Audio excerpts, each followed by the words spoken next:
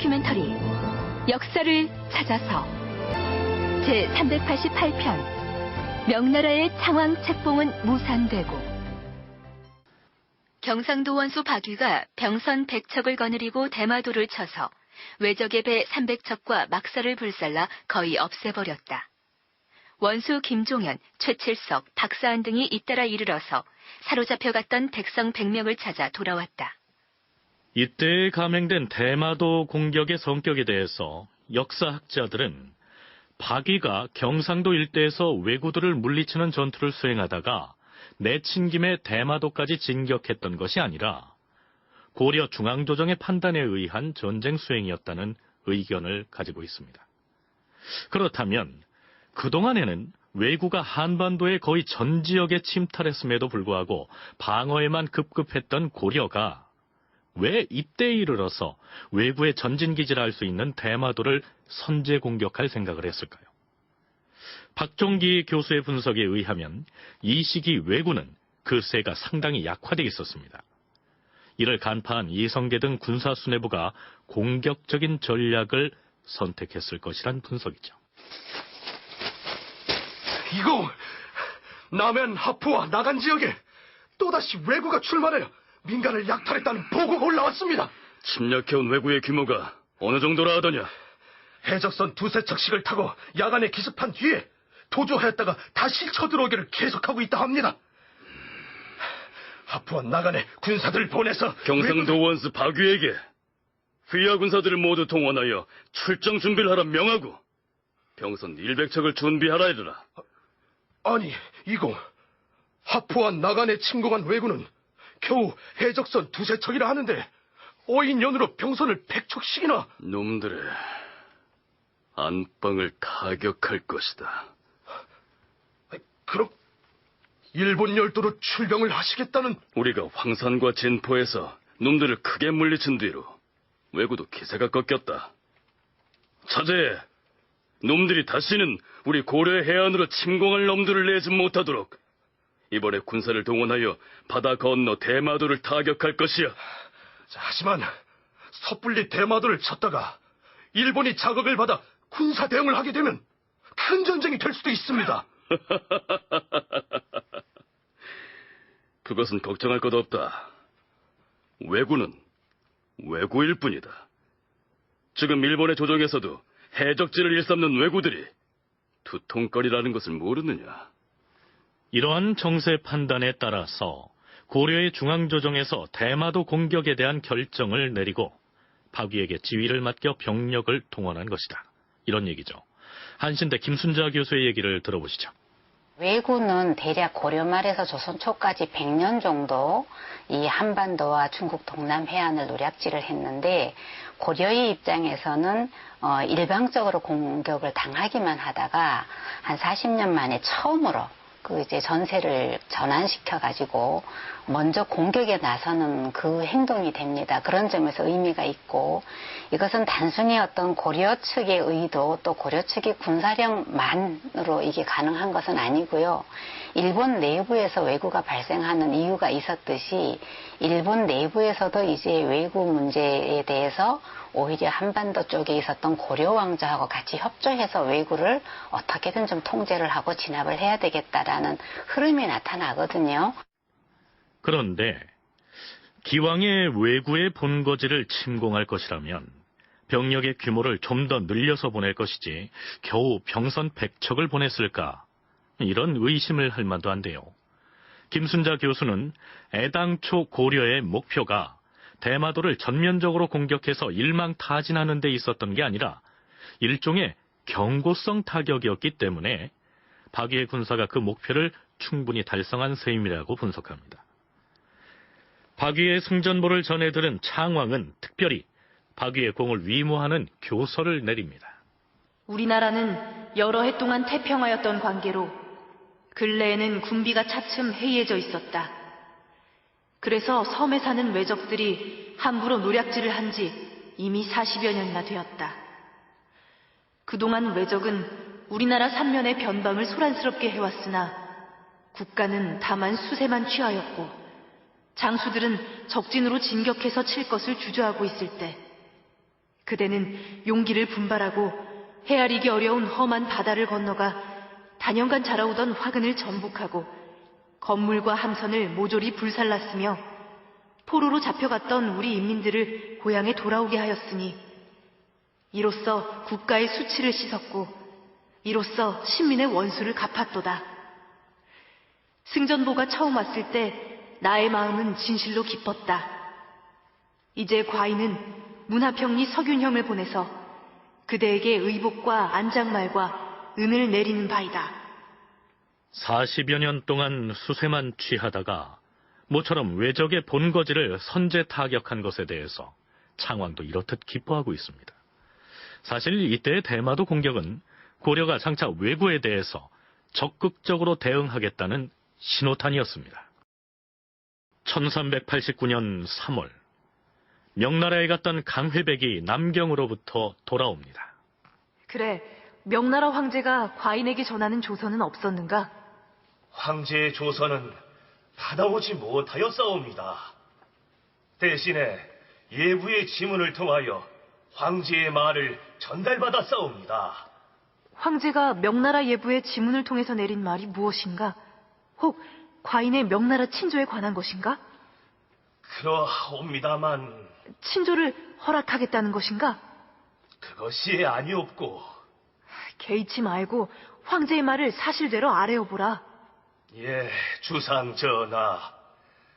황제는 주상전하의 명나라 친조 요구에 대하여 이렇게 말했다 하옵니다.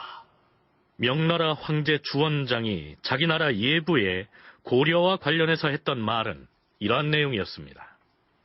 고려는 중국과의 사이에 산이 막히고 바다가 놓여 있으며 풍속이 반이하다. 그리고 비록 중국과 서로 통하였다 하나 멀어지고 가까워지는 것이 일정하지 아니하였다. 헌데 근자에 고려에서는 신하가 아비를 쫓아내고 그의 자식을 왕으로 세워놓고서 중국에 조회하러 오겠다고 청하고 있다. 이것은 인륜이 크게 무너지고 임금이 자기 도리를 전혀 못한 탓으로 신하가 신하로서는 해서는 안 될 큰 반역을 감행한 것이다. 고려에서 온 사신을 타일러서 돌려보내도록 하라.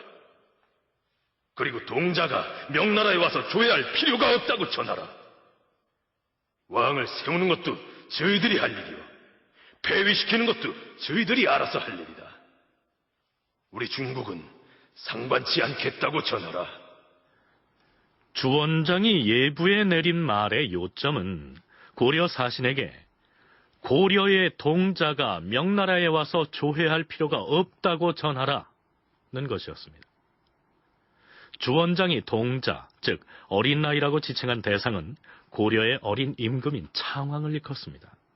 어떻게든 창왕의 명나라 친조를 추진해보려던 창왕 측근에게는 실망스러운 소식이 아닐 수 없었겠죠. 그런데 명나라 황제 주원장을 직접 만나서 창왕의 친조를 성사시키겠다고 이 노고를 이끌고 떠났던 시중 이색이 돌아오지 않고 있었으니 아직까지는 희망은 남아 있었습니다. 그렇다면 이 이색은 명나라에 가서 황제 주원장을 직접 만날 수 있었을까요? 그리고 그 이전에 이색이 명나라 황제 주원장을 만나 극구 창왕을 고려의 국왕으로 인정받으려고 애쓴 배경을 살펴보기로 하겠습니다. 한신대 김순자 교수입니다. 창왕은 나이도 어리고 지금 회군 이후에 실질적으로 군사력, 또 군사력에서 이렇게 발생되는 정치력, 이런 것들을 그 회군한 무장들이 가지고 있습니다. 이제 이성계로 대표되는 사람이고, 그 무장들 외에 많은 젊은 관료들이 이성계에게 동조하고 있었기 때문에 이색 입장에서는 고려 왕조의 왕통을 유지하는 것도 상당히 위험스럽다. 이럴 때 든든한 후견인을 얻을 필요가 있는데 사실 자신으로서는 역부족이고, 이럴 때 명이라는 신흥 강대국의 황제를 직접 가가지고 볼 수 있다면, 이것은 이제 창왕을 고려 국왕으로서 맞이한다는 것은 너를 고려 국왕으로 내가 인정을 해준다, 외교적인 승인을 의미하는 것입니다. 그런데 국민대 박정기 교수는 이색이 어린 창왕이 즉위하자마자 명나라로부터 승인받기 위해 외교적인 노력에 매달린 것은 이전의 국왕이었던 우왕 때의 경험에서 얻은 학습 효과 때문이다. 이렇게 분석합니다.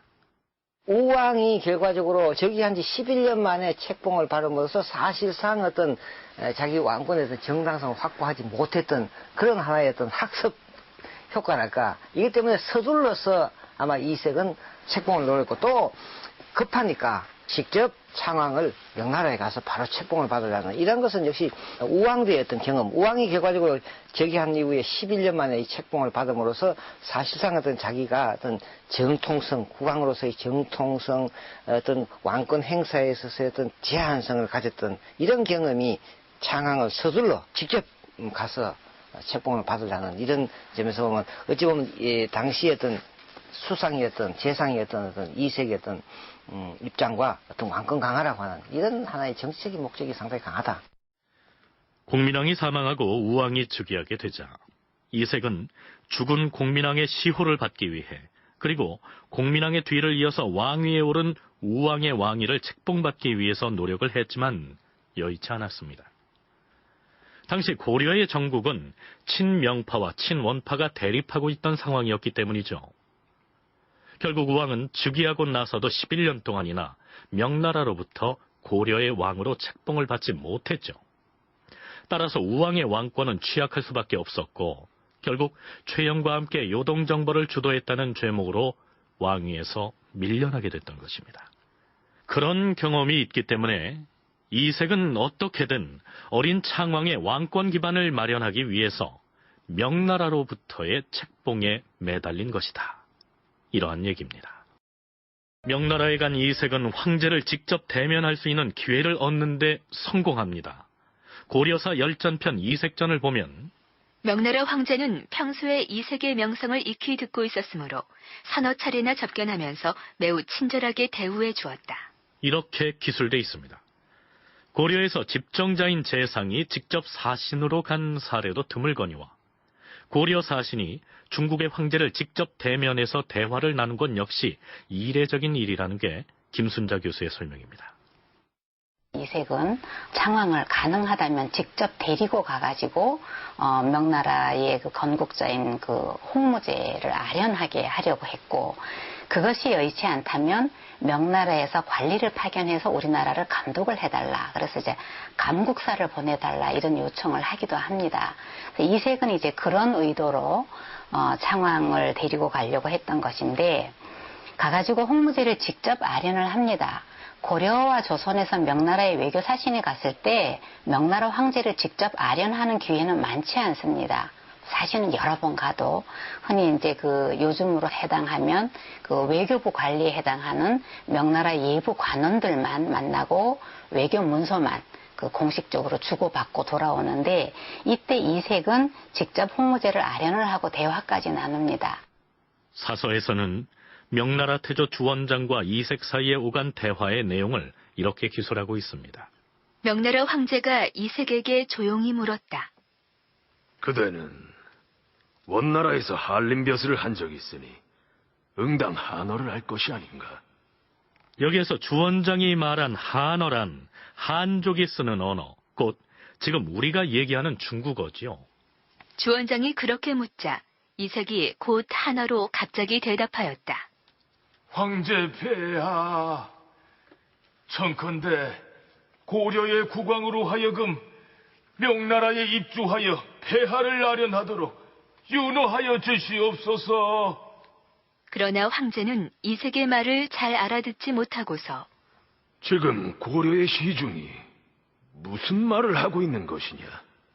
이렇게 반문하였으므로 곁에 있던 예부의 관리가 이색의 말을 옮겨 전하였다. 이색은 오랫동안 중국에 가지 않았으므로 말이 매우 어색했던 것이다. 그대의 말하는 것을 보니 마치 나하추가 말하는 것과 비슷하구나. 우리가 이전에 수차에 걸쳐 언급했던 대로 나하추는 몽골의 황족 출신으로서 원나라가 북원으로 쫓겨간 뒤에도 원나라의 황실 세력으로 남아있다가 1387년에 명나라에 투항했었죠. 몽골 사람이었던 나하추는 당연히 한어를 잘 몰랐거나 서툴었을 겁니다. 그래서 주원장은 이색이 서툰 한어로 대답을 하자 나하추의 말투와 비슷하다고 얘기한 겁니다. 얼핏 들으면 명나라 황제가 고려의 재상인 이색을 조롱한 것처럼 보이기도 하는데요. 김순자 교수는 반대로 명나라 태조인 홍무제, 즉 주원장이 이색에게 친근감을 표시한 것으로 받아들여야 한다고 얘기합니다. 이색이 어려서 아버지도 원나라에서 과거를 했었고 이색도 과거를 하고 원나라의 관리로 근무했던 그 내력에 대해서 명나라는 정보를 가지고 있었습니다. 그래서 고려에서 온 사신이 황제를 아련한다고 할 때 명나라 관리들이 그것을 보고했을 것이고, 그래서 아마 홍무제는 원나라에 직접 와가지고 아버지와 아들 때 과거를 했던 그러한 고려의 관리가 온다는 것에 대해서 상당히 호기심도 가지고, 그래서 대화를 해봤더니 이색은 이미 고려로 귀국한 지 오래되었고, 그러니까 그 당시 북경에서 쓰던 그 중국말, 아마 원나라 말에 영향이 많이 남아있는 것이었는데 거기에 대해서 상당히 서툴렀을 것입니다. 거기에 대해서 홍무제가 굉장히 재미있게 너 발음이 되게 서툴구나 이렇게 얘기한 것으로 보면 되겠습니다. 이 사서에는 이색이 서너 차례에 걸쳐서 홍무제 주원장을 만난 것으로 되어 있는데요. 고려사나 명사 어디에도 그때 나눈 대화의 내용이 소개되어 있지는 않습니다만 이색의 입장에서 보자면 면담 자체가 별로 신통치는 않았던 모양입니다. 이색 일행이 남경을 출발해서 고려로 돌아오는 행로 또한 순탄치 않았습니다. 돌아올 때 발해만에 이르러 객선 두 척과 동행하게 되었다.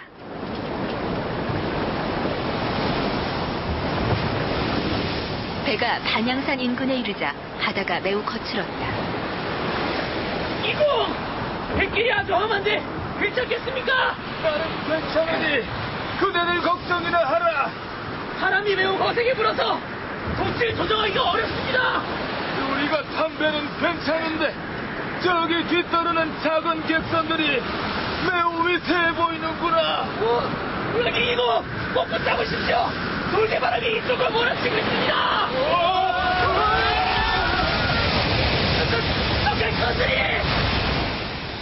돌개바람이 세차게 불어오자 두 객선은 침몰하고 말았다.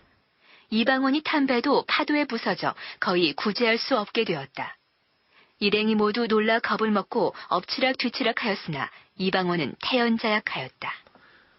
돌아오는 항로가 험해서 이색이 인질 삼아 데리고 갔던 이방원도 위험한 고비를 겪은 모양인데요. 자, 나중에 조선의 태종이 될 인물인 바로 그가 배가 부서지자 이방원도 겁에 질려서 혼비백산했다. 이래서는 체면이 안 서겠죠. 어찌됐든 이색은 무사히 고려로 돌아왔는데요. 명나라로의 사행을 결산해 보니 매우 불만족스러웠던 모양입니다. 창왕이 즉위하고 나서 사실상 정권은 이 개혁파들이 장악하기 때문에 그런 점에서 당시에 우왕의 후견인으로 자처했던 자기는, 그리고 또 그런 한편으로 위화도 해군파하고는 다른 입장에 있었던 이색이기 때문에 오히려 상당히 서둘러 하는, 오히려 적극적으로 창왕의 어떤 명분을 받아냄으로써 자신의 어떤 정치 입장을 어떤 강화시키려고 하는, 위화도 해군파하고는 다른 어떤 정치적인 입지를 굳히려고 하는 자기 개인적인 어떤 정책의 목적도 상당히 하지 않느냐. 그렇기 때문에 이색은 사실 명나라 황제하고 만나서 어떻든 간에 창왕의 어떤 책봉을 받아냄으로써 창왕의 어떤 왕권 강화뿐만 아니라 자신의 정치적인 입지를 강화하려고 하는 그런 목적이 상당히 강했다. 창왕은 물론 자신의 정치적 입지를 강화하기 위해서 명나라로의 행차를 강행했던 것인데요. 이색은 고려로 돌아와서 명나라 황제 주원장에 대한 불만을 이렇게 털어놓습니다. 무릇 명나라 황제라면 심중에 일정한 주견이 있어야 하는 것인데 황제는 그러한 주견이 없었어. 나는 필시 이러이러한 문제를 물어올 것이라 생각하고 있었는데 황제는 내가 생각하고 있는 문제는 물어보지도 않더라고. 황제는 나한테 엉뚱한 질문만 하는 것이야. 이색은 주원장에 대한 불만을 이렇게 털어놓았는데, 그렇다면 이색의 이러한 불만을 다른 사람들은 어떻게 받아들였을까요? 이색의 말에 대하여 당시의 세평은 이색을 비난하면서 대성인의 도량을 어찌 소규가 입에 올릴 수 있겠는가라고 하였다. 이 속유를 사전에서 찾아보면 식견이나 행실이 저속한 선비, 이렇게 풀이하고 있습니다. 명나라 황제 주원장은 대성인인데 고려의 하찮은 선비가 어찌 불경스럽게 그런 성인의 도량에 대해서 왈가왈부할 수 있겠느냐, 이런 얘기죠. 구체적으로 아무개가 그렇게 이색을 비난했다고 적시한 것도 아니고 세간의 평이 그러했다, 이렇게 기술을 한 것을 보면 조선의 건국 세력이나 혹은 고려사를 편찬한 조선 성리학자들의 대단히 사대적인 사고를 엿볼 수 있는 대목입니다. 그렇다면 이색은 주원장이 자신에게 어떤 것을 물어주기를 바랐을까요? 그리고 그런 질문을 해오면 자신은 무엇라고 대답하려고 준비를 했던 것일까요? 물론 가상이긴 합니다만 이색은 내심 이런 계산을 하고 있었겠죠. 이색이 명나라에 갈 때 홍무제가 자기에게 질문하기를 바랬던 것은 아마 고려의 국내 정치 상황이었던 것 같습니다. 지금 너희 나라는 어떻게 해서 아버지를 몰아내고 그 어린 아들을 왕위로 삼았느냐? 지금 너희 나라의 실권자는 누구냐? 신하가 왕을 그렇게 농락하는 것이 타당하냐 아니냐? 이런 대화를 나누었다면 그것 자체로도 고려의 정치인들은 상당한 압력을 받게 되고, 이 당시 고려와 명나라의 어떤 외교 관계를 고려한다면 명나라가 원하지 않는 어떤 행동을 고려 안에서 정치 권력자들이 한다는 것은 상상하기가 쉽지 않습니다. 그대는 고려의 재상이니 짐이 묻겠노라. 이전에 국왕이었던 우왕은 지금 어찌 되었는가? 유감스럽게도 왕위에서 쫓겨나 유배 상태에 있사옵니다. 아버지를 왕위에서 끌어내리고 어린 아들을 그 자리에 앉히는 것이 옳은 도리인가? 옳지 않다고 사료되옵니다. 지금 고려 조정의 일들을 좌지우지하는 자들은 대체 누구인가? 이성계를 비롯한 일부 무장 세력들이옵니다.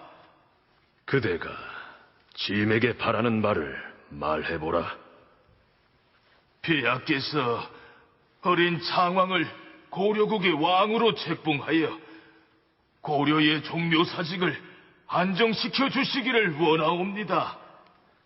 설령 주원장이 이색의 요청을 수용해서 명백하게 창왕을 지지한다는 언지를 주지 않더라도 우왕이 폐위되고 어린 창왕이 그 뒤를 잇게 된 전후 사정에 대해서 일정 부분 관심을 보이기만 했어도 친명 노선을 천명한 이성계 등이 창왕을 어찌할 엄두를 낼 수 없었겠죠.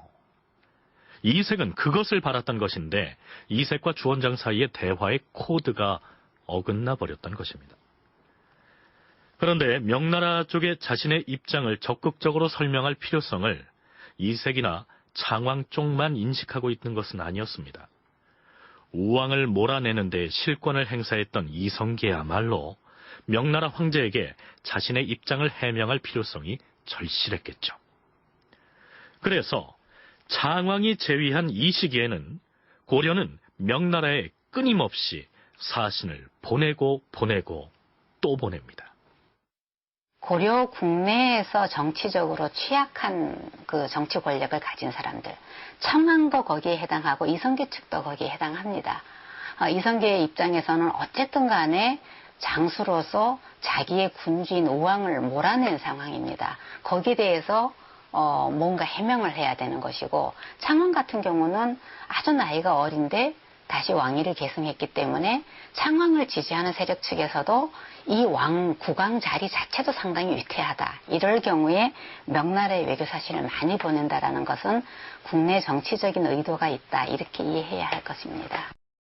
자, 다시 전제 개혁에 대한 얘기를 해보겠는데요. 대사헌 조준이 이성계와 손을 잡고 전제 개혁을 주장하는 소를 올렸던 때가 위화도 회군 직후인 1388년 7월이었습니다. 조준의 주장은 도당의 논의를 거쳐서 고려 조정의 정책으로 공식 채택된 것으로 기록되어 있는데요. 이후로도 조준을 중심으로 한 신진 개혁파들은 전제 개혁의 필요성에 대한 상소문을 여러 차례 내놓습니다. 1년이 지난 1389년 8월 대사헌 조준은 또다시 소를 올립니다. 주상 전하, 생각하옵건대 세신 대가들이 가지고 있는 토지, 즉 사전, 그 가문에만 이익이 되고 나라에는 이익이 없사옵니다. 반면에 공전은 국가에 이익이 되고 농사짓는 백성들을 편하게 할 것이옵니다. 사전을 방치하면 변병이 일어나게 되옵니다. 반면에 이 사전들을 공전으로 바꾸면 국가의 창구가 넉넉해지고 어지러운 송사들도 없어질 것이며 백성들 또한 편안해질 것이옵니다. 세신 대가들이 소농을 하는 백성들의 토지에 대한 소유권을 행사하여 겸병을 하게 되면 백성이 도탄에 빠지는 것이 자명한 일일진데 어찌하여 겸병의 문을 열어둘 수 있겠사옵니까? 토지는 본래 사람을 기르기 위한 것이온데 지금의 행태는 오히려 사람을 해치는 데 알맞게 되어 있사오니 사전의 폐해가 이 지경으로 극에 달한 실정이옵니다. 이제 여러 대에 걸쳐 쌓여온 폐단을 제거하게 되었사오니 사전을 개혁하여 조준의 상소는 이러한 내용으로 이어집니다. 자, 어째 좀 답답하다는 생각이 들지 않습니까? 사전을 혁파해서 공전으로 전환하겠다는 전제개혁 정책이 채택된 지가 1년이나 지났음에도 불구하고 조준은 이 시기에 와서도 또다시 전제개혁의 필요성을 역설하고 있는 것이죠. 자, 그동안 전제개혁이 지지부진했던 것일까요?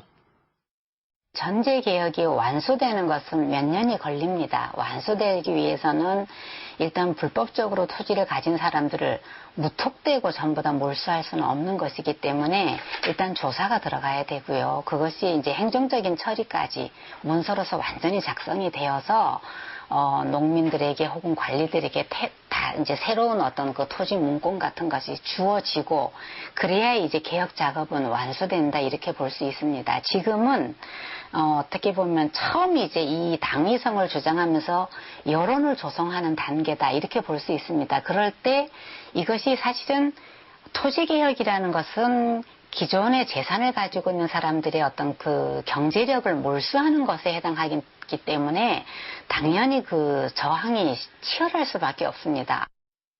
이성계와 이 신진 사대부들이 생각보다 상당한 저항에 부딪히고 있다는 증거다. 특히 나중에 이 창왕이 또 이제 1년 만에 물러나고 공양하게 즉위하게 되는 배경도 크게 보면 이 개혁파들의 어떤 프로그램에 대해서 이미 창왕 자신도 반대하고 그 창왕을 옹립했던 이색이나 조민수와 같은 어떤 세력들의 상당한 저항이 있었다는 것을 의미하지 않냐. 그런 점에서 보면 이 조선 초기에 편찬된 이 고려사에 이 조준을 비롯한 조준의 어떤 세 차례의 상소 그리고 또 한편으로 당시 개혁가들의 어떤 상소문이 많이 실린 것은 상대적으로 거기에 대한 어떤 저항이 상당히 심했기 때문에 그런 상소들이 많이 나왔고 그런 기록만 고려사에 실렸기 때문에 이제 사전을 대거 확보하고 있던 권문세족 일부에서는 이성계와 신진사대부가 추진하려던 전제개혁을 결사적으로 반대했을 것이기 때문에 개혁 세력은 개혁 작업을 진행하면서도 자신들의 개혁 방향이 정당하다는 여론을 만들 필요가 있었겠죠. 그래서 끊임없이 상소문을 제출한 것으로 보입니다. 상소문은 대개 조준의 이름으로 사서에 기록되어 있는데요. 그 내용이 매우 장황하게 되어 있습니다. 왼쪽에 정도준, 오른쪽에 조준 이렇게 두 명의 어떤 지략가를 꼽습니다. 두 사람은 다 아주 성리학자이고 학자로서도 상당히 이제 능력이 뛰어나면서 정치적인 감각도 훌륭했던 사람 이렇게 볼 수 있는데 고려사 기록에 남아있는 이 이성계 측 사람들의 어떤 개혁의 주장은 조준의 손으로 이루어져 있습니다. 그래서 상당히 길게 남아있는데 그 길게 남아있는 경우는 이 사람들이 조선 초에 고려사를 편찬할 때 조준이 얘기한 것 혹은 이성계 측에서 주장했던 내용을 한자도 생략하지 않고 그대로 남겼기 때문에 길게 남아있는 것입니다. 읽기가 지루할 정도로 상당히 길게 남아있고 조준이 그야말로 만국에 대한 모든 견해에 있어서 권위자라고 할 수 있을 정도로 모든 문제에 대해서 다 얘기를 합니다. 조준의 상소문은 이렇게 이어집니다. 사전을 개혁하여 공전으로 회복하는 일에 대하여 세신과 대가들은 하루아침에 개혁을 해서는 안 된다느니 개혁을 하게 되면 사대부들의 생계가 곤란해져서 사대부들이 공업과 상업에 마음을 기울이게 될 것이라는 이 따위의 말들을 띄어서 여러 사람의 귀를 현혹시키고 있사옵니다. 1년이 지났지만 전제 개혁에 대한 반대가 여전히 만만치 않음을 보여주는 내용이라 할 수 있겠죠. 1389년 8월, 아주 낯선 나라 사람들이 고려에 나타납니다. 전하, 전라도 관찰사가 외국 사신의 입국 허락 여부를 문의해 왔사옵니다. 외국 사신이 전라도 지역으로 왔다는 말이요? 그렇다면 일본에서 보낸 사신을 말하는 것이요? 아니옵니다. 유구국의 중산왕인 찰도가 옥지라는 사신을 보내온 것이라 하옵니다. 유구국이라면 대체 어디에 있는 나라지요? 저기 남쪽 바다 멀리 떨어져 있는 섬나라이옵니다. 그 나라에서 일찍이 우리 고려에 사신을 보내온 적이 있습니까? 이번이 처음인 것으로 알고 있사옵니다. 우리 고려에 조공을 바치러 온 것이라 하옵니다. 헌데 그자들이 왜 이 시기에 우리에게 사신을 보내왔을까요? 전라도 관찰사의 보고에 의하면 우리나라에서 대마도를 정벌한다는 소문을 듣고 서둘러 사신을 보낸 것이라 하옵니다.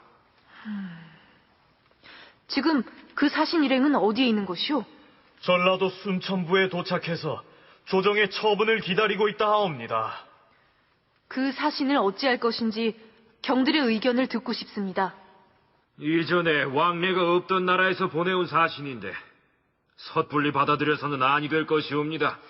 하지만 찾아온 손님인데 되돌려 보낼 수는 없지 않습니까? 우리 고려에 조공을 하겠다고 하지만 생소한 나라에서 무슨 목적으로 사람을 보냈는지도 알 수 없는 일이고. 좋은 뜻을 가지고 온 것 같은데 매정하게 돌려보내자는 말이오. 신중하게 생각을 하자는 뜻이지요. 과인의 생각을 얘기하지요. 먼 곳에서 조공하러 온 사람을 박대하는 것은 옳지 않은 일입니다. 일단 서울로 오라 하여 위로한 뒤에 보냈으면 하는데 경들의 생각은 어떻습니까? 어명에 따르겠사옵니다. 주상 전하. 전임 판서 진익위를 영접 사신으로 임명할 것이니 속히 순천부로 내려가서 사신을 데리고 오도록 하세요. 이렇게 해서 유구국 사신이 개경으로 올라오는데 빈손으로 온 것이 아니었습니다. 유구국 중산왕 찰도가 옥지를 파견하여 글을 올렸는데 중산왕 찰도는 신하로 자칭하였다. 그들은 외적에게 붙잡혀 포로로 끌려간 우리나라 사람들을 귀환시키고 그 지방의 산물인 유황 300근, 소목 600근, 호초 300근, 갑옷 20벌을 바쳤다. 그렇다면 대체 유구국은 어디에 있던 어떤 나라였을까요? 김순자 교수의 설명을 들어보시죠. 이 유구국은 지금의 일본의 오키나와 현입니다. 이제 발음으로는 류큐 이렇게 읽고 지금의 오키나와 현에 가면 류큐 대학교도 있습니다. 이 유구국은 14세기에서 19세기까지 독립된 왕국이었습니다. 그리고 그 이전의 역사에 대해서는 이제 국내에 아직 알려진 것이 많지 않지만 아마 그 오키나와 제도가 이렇게 작은 섬으로 이루어진 지역이라서 섬 지역 단으로 아마 작은 어떤 국가를 칭하는 어떤 형태 혹은 국가는 칭하지 않더라도 어떤 정치 집단 이런 게 있었을 것 같은데 이때 이제 14세기 말에 유구 일대가 그 세 개의 정권으로 나눠져 있었다고 합니다. 그래서 삼산시대 이렇게 얘기를 합니다. 유구국은 이 시기에 섬 단위로 세 개의 작은 세력을 형성하고 있었는데 석삼자에 뇌산자를 써서 삼산시대라 일컫는다.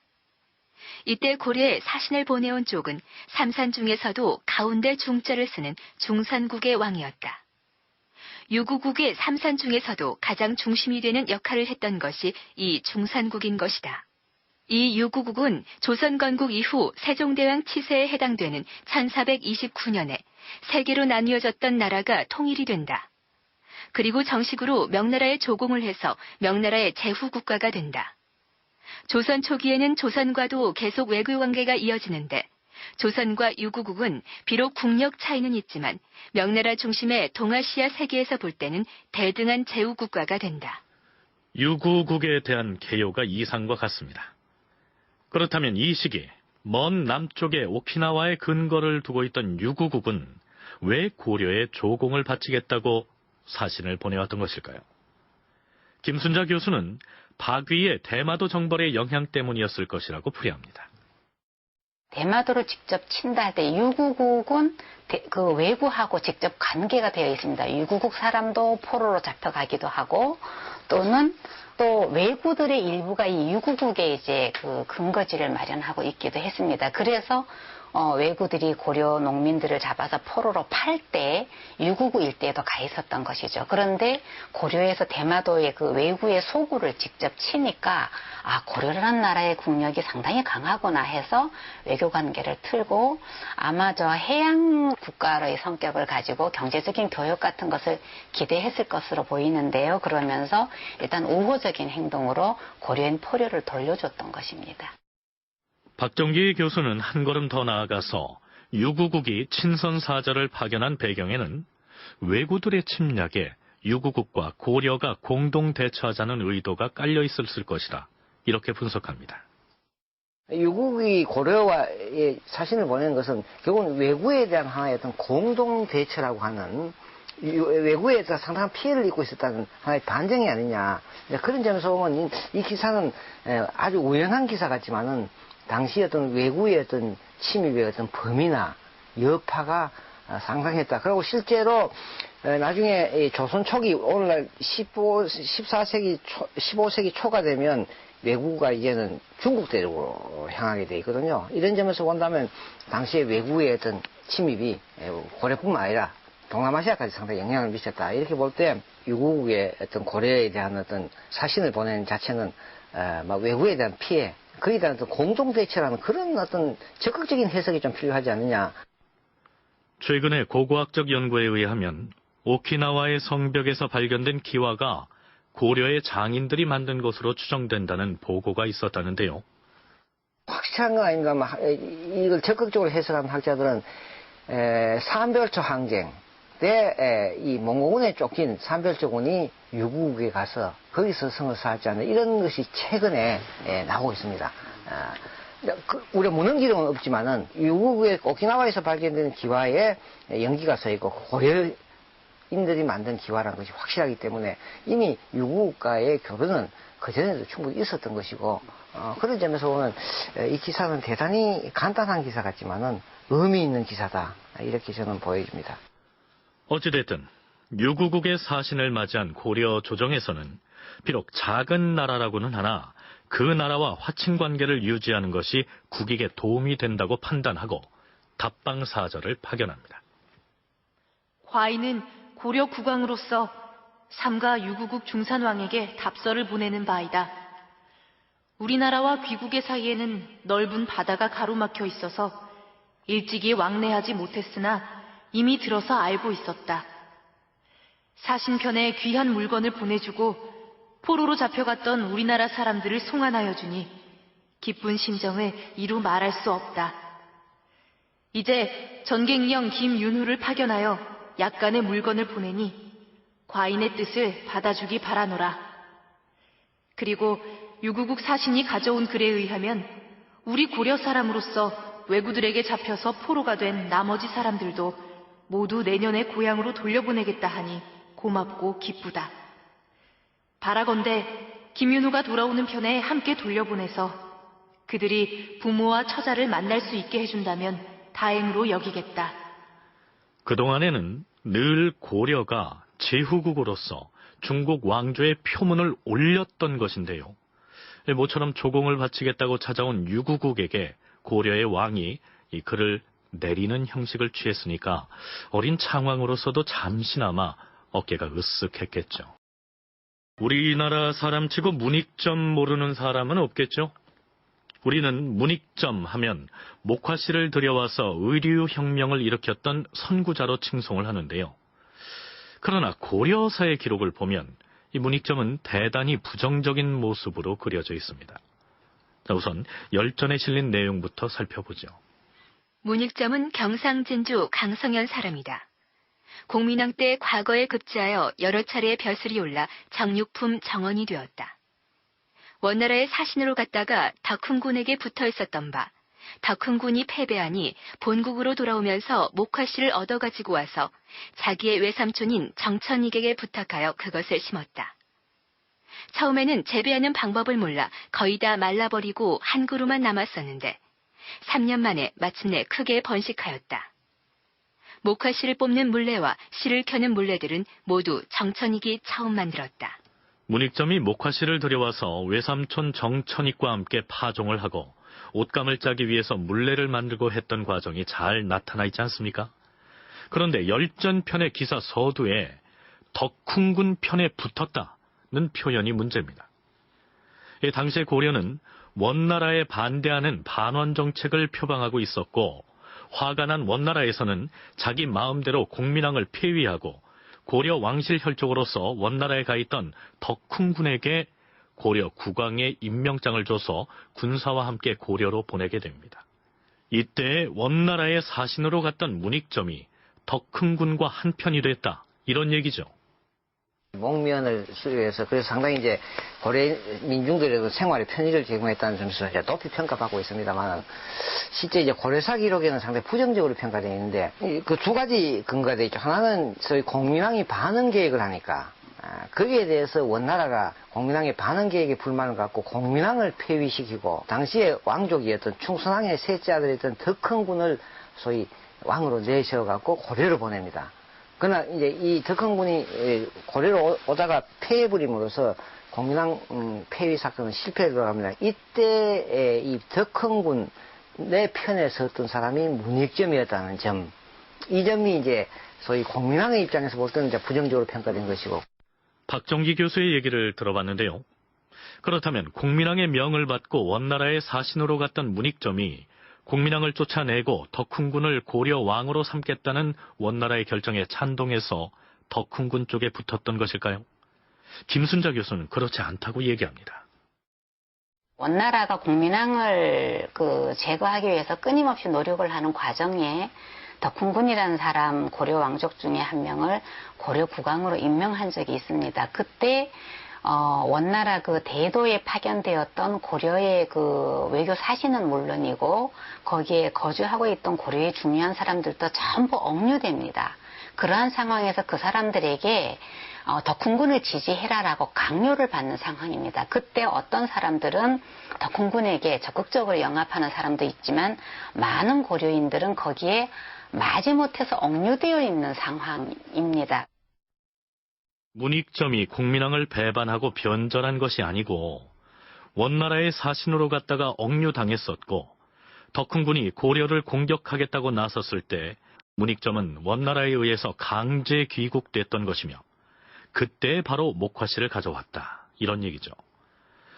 만일 문익점이 그때 정말로 공민왕을 배신하고 덕흥군 쪽에 편승했다면 귀국 후에는 처벌을 받아야 할 터인데 그런 기록은 전혀 보이지 않습니다.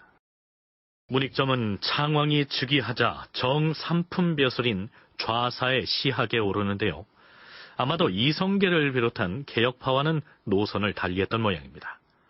간관 이준이 사전개혁에 대한 상소를 올려서 그 내용을 놓고 간쟁을 했는데요. 이번에 간관 이준이 올린 글을 놓고 간쟁을 하게 됐는데 그 내용이 무엇입니까? 유지를 말하자면 사전을 다시 일으켜서는 안 된다, 이런 내용입니다. 우리가 전제 개혁을 왜 하려는 것입니까? 군문세가들이 가지고 있는 사전을 혁파하는 것 아닙니까? 옳은 지적입니다.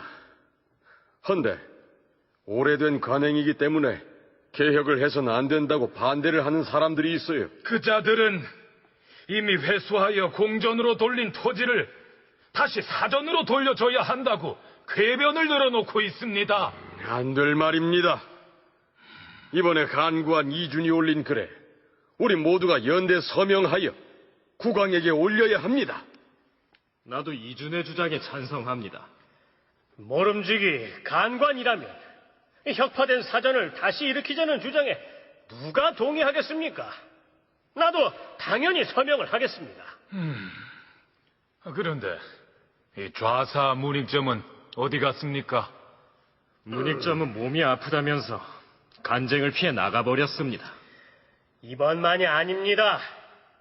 지난번에 그 동료 간관인 오사춘과 이서가 각각 소를 올려 전제 개혁을 주장했을 때에도 다른 간관들은 모두 적극적으로 찬동하는 의견을 말하였으나 문익점은 아무런 언급을 하지 않았습니다. 문익점은 대체 무엇 때문에 좌사라는 벼슬자리를 차지하고 있는 것입니까? 뭐 녹이나 받아먹자 그런 속셈 아니겠습니까? 아마도 지금쯤 병을 핑계로 전제개혁을 반대하는 이색, 이림, 우현보 이 사람들한테 붙어있겠지요. 이번에는 그냥 넘어갈 수 없습니다. 그 대사헌께서 문익점을 탄핵하는 소를 올리십시오. 이렇게 해서 이성계의 오른팔이라 할 수 있는 대사원 조준이 드디어 문익점을 탄핵하고 나서게 된 것입니다. 그 일부를 소개하면 이렇습니다. 문익점은 본래 높은 명망에도 불구하고 초야에 묻혀서 진주의 두매에서 농사를 짓고 있었으나 성품이 어질다 하여 간대부로 임명받고 왕의 정사를 자문하도록 하였사옵니다. 주상전하께 마땅히 충언을 고하고 통치의 도를 진솔하여 전하를 도와야 할 터인데 비굴하게 우물쭈물 남의 비위반 맞추려 하는 등 절개가 없사옵니다. 동료들이 소를 올려서 시사를 적극 논할 때에도 문익점은 권세에 아부하여 병을 핑계로 참여하지 않고 있사옵니다. 이것은 전하의 사람을 알아보는 밝은 지혜에 누를 끼치는 것이옵니다. 마땅히 문익점의 관직을 삭탈하고 시골로 돌려보냄으로써 말할 책임이 있는데도 입을 다물고 있는 자들의 경계로 삼아야 할 것이옵니다. 그래서 어떻게 됐을까요? 문익점은 곧 파면당하였다. 조준이 이때 우유부단하고 강간으로서 책임감이 없다 이렇게 비판을 하는데 이거는 문익점 입장에서 보면 당연한 일이 아닌가. 문익점은 조준 측 사람들이 주장하는 어떤 그러한 정치의 방법에 동의를 안 한 것 같습니다. 오히려 이색 측에 가까운 사람입니다. 그러니까 내가 간관 직책에 있다고 해서 본인이 생각할 때 옳지 않은 행동에 참여할 수 없으니까 소극적인 거부의 표현으로 나는 오늘 아파서 거기 소장에는 참여할 수 없다. 이렇게 행동한 것이 아닌가 이렇게 보여집니다. 문익점은 이성계가 신진 사대부들과 손을 잡고 추진하는 전제개혁에 찬성하는 쪽에 가담하지 않았고 급격한 개혁은 문제가 있다는 이색 등의 입장을 지지했던 것으로 보입니다. 그래서 조준 등은 빌미를 잡아서 문익점을 쳐내려 했던 것이죠.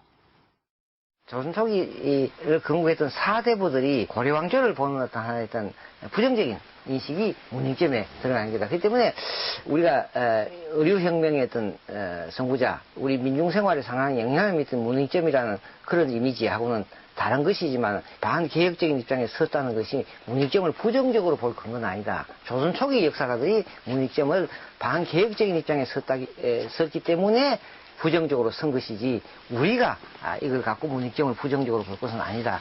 적어도 조선 초기의 역사가들은 문익점을 어떤 조선왕조 건국에 있어서 적극적으로 참여하지 않았다는 하나의 표현으로 보는 것이 맞다.